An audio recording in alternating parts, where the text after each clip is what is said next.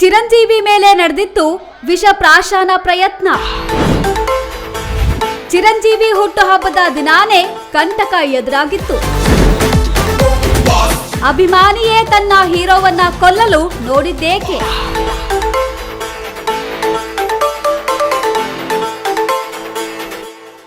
ಚಿರಂಜೀವಿ ಮೇಲೆ ನಡೆದಿತ್ತು ವಿಷ ಪ್ರಾಶನ ಪ್ರಯತ್ನ.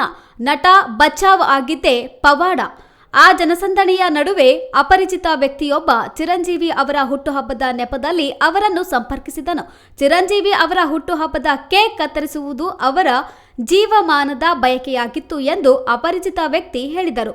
ಯಾವಾಗಲೂ ತಮ್ಮ ಅಭಿಮಾನಿಗಳ ಬಗ್ಗೆ ಪ್ರೀತಿ ತೋರಿಸುವ ಚಿರು ಯಾವುದೇ ಹಿಂಜರಿಕೆ ಇಲ್ಲದೆ ಒಪ್ಪಿಕೊಂಡರು.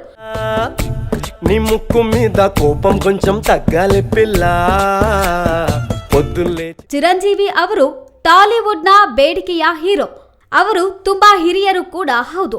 ಅವರು ಮೆಗಾಸ್ಟಾರ್ ಆಗುವ ಹಾದಿಯಲ್ಲಿದ್ದಾಗ ಅವರು ಅನೇಕ ಅಡೆತಡೆಗಳು ಮತ್ತು ಪಿತೂರಿಗಳನ್ನು ಎದುರಿಸಬೇಕಾಯಿತು.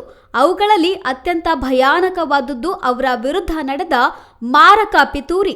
ಸುಮಾರು 28 ವರ್ಷಗಳ ಹಿಂದೆ ಅವರನ್ನು ಕೊಲ್ಲಲು ವಿಷಪ್ರಾಶನ ನಡೆದಿತ್ತು.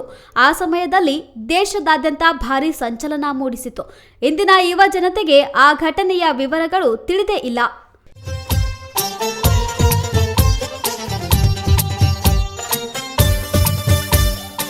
ಈ ಘಟನೆ ನಡೆದಿದ್ದು 1988ರಲ್ಲಿ.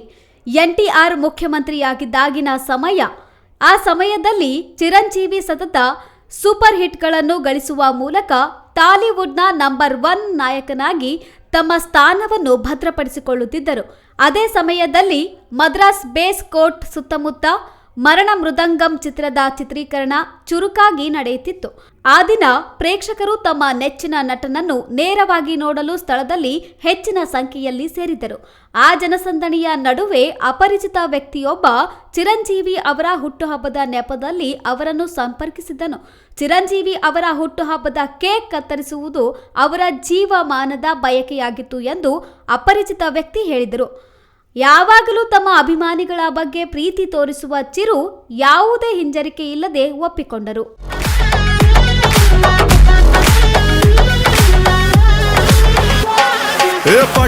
ನಂತರ ಕೇಕ್ ಕತ್ತರಿಸಿದ ವ್ಯಕ್ತಿ ಅದರ ತುಂಡುಗಳನ್ನು ನಾಯಕನ ಬಾಯಿಗೆ ಬಲವಂತವಾಗಿ ತಳ್ಳಲು ಪ್ರಯತ್ನಿಸಿದನು.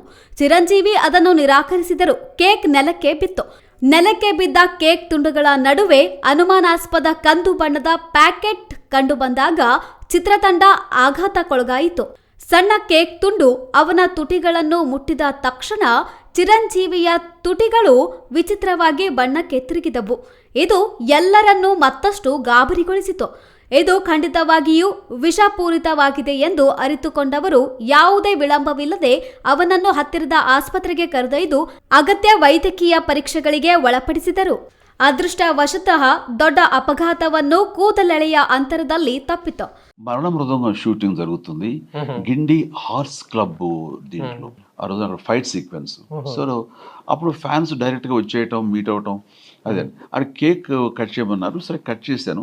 దాని లోపల తీసి నా నోట్లో పెట్టబోయాడు. అలా చేతితో పట్టున పెడితే నాకు ఇష్టం ఉంటుంది. చూస్తే స్పూన్స్తో తింటాడు. సరే వద్దు వద్దు వద్దు అన్నాను. ఆడు పట్టుకుని బలవంతంగా నోట్లో పెట్టేశాడు. పెట్టేసరికి ఎక్కడ కొంచెం నాకు చిరు చేదులాగా ఏదో అనిపించింది. వెంటనే ఊస్తే దాని లోపల ఏదో ఎక్స్ట్రా పౌడర్ మధ్యలో పెట్టినట్టు అనిపించింది. ఇదేంటిది అన్నాను. రామారావు గారు వాళ్ళకి అనుమానం వచ్చింది. వెంటనే పట్టుకుని వాడు ఏం చేస్తే ఏం లేదు అన్నాడు. అని పట్టుకుని దాన్ని ఏదో టెస్ట్కి పంపించారు. పంపిస్తే సమ్ ఏదో పౌడర్ లాంటిది, అది ఏం పౌడర్ తెలియట్లేదు, బట్ ఇట్స్ పాయిజనస్ ఏదో అని అన్నారు. ఆ తర్వాత వాడు చెప్పాడంట, లేదు ఈ మధ్య నన్ను చిరంజీవి గారు నాతో సరిగ్గా మాట్లాడలేదు, అందుకని నాకు ఆయన దగ్గర అవ్వాలని చెప్పి కేరళలో వశీకరణ మంత్ర పౌడర్ ఇస్తా తీసుకొచ్చాను అన్నాడు. ಮರುದಿನ ಬೆಳಗ್ಗೆ ಈ ಘಟನೆ ಎಲ್ಲ ರಾಷ್ಟ್ರೀಯ ಮತ್ತು ರಾಜ್ಯ ಪತ್ರಿಕೆಗಳ ಮುಖ್ಯಾಂಶಗಳಲ್ಲಿ ಪ್ರಕಟವಾಯಿತು ಮತ್ತು ಭಾರೀ ಸಂಚಲನವನ್ನು ಸೃಷ್ಟಿಸಿತು. ಚಿರಂಜೀವಿ ಅವರ ಏಳಿಗೆಯನ್ನು ಜೀರ್ಣಗೊಳಿಸಲು ಸಾಧ್ಯವಾಗದ ಕೆಲವು ದುಷ್ಟರು ಈ ಸಂಚು ರೂಪಿಸಿದ್ದಾರೆ ಎಂಬ ವದಂತಿಗಳು ಹರಡಿತು. ಅಂತಿಮವಾಗಿ ಚಿತ್ರರಂಗದ ಕೆಲವು ದಿಗ್ಗಜರ ಮಧ್ಯಸ್ಥಿಕೆಯಿಂದ ವಿವಾದ ನಿಧಾನವಾಗಿ ಕಡಿಮೆಯಾಯಿತು. ಮೆಗಾಸ್ಟಾರ್ ತಮ್ಮ ಚಲನಚಿತ್ರ ಪ್ರಯಾಣದ ಸಮಯದಲ್ಲಿ ಪರದೆಯ ಮೇಲೆ ಮಾತ್ರವಲ್ಲದೆ ನಿಜ ಜೀವನದಲ್ಲೂ ಅನೇಕ ಪಿತೂರಿಗಳನ್ನು ಎದುರಿಸಿದ್ದಾರೆ ಎಂಬುದಕ್ಕೆ ಈ ಘಟನೆ ಜೀವಂತ ಪುರಾವೆಯಾಗಿದೆ. ಅಂದಿನಿಂದ ಚಿರಂಜೀವಿ ಬಗ್ಗೆ ಮುನ್ನೆಚ್ಚರಿಕೆಗಳು ಹೆಚ್ಚಿವೆ. ಇದೆಲ್ಲದರ ಹೊರತಾಗಿಯೂ ಮೆಗಾಸ್ಟಾರ್ ತಮ್ಮ ಅಭಿಮಾನಿಗಳನ್ನು ಎಂದಿಗೂ ನಿರ್ಲಕ್ಷಿಸಿಲ್ಲ.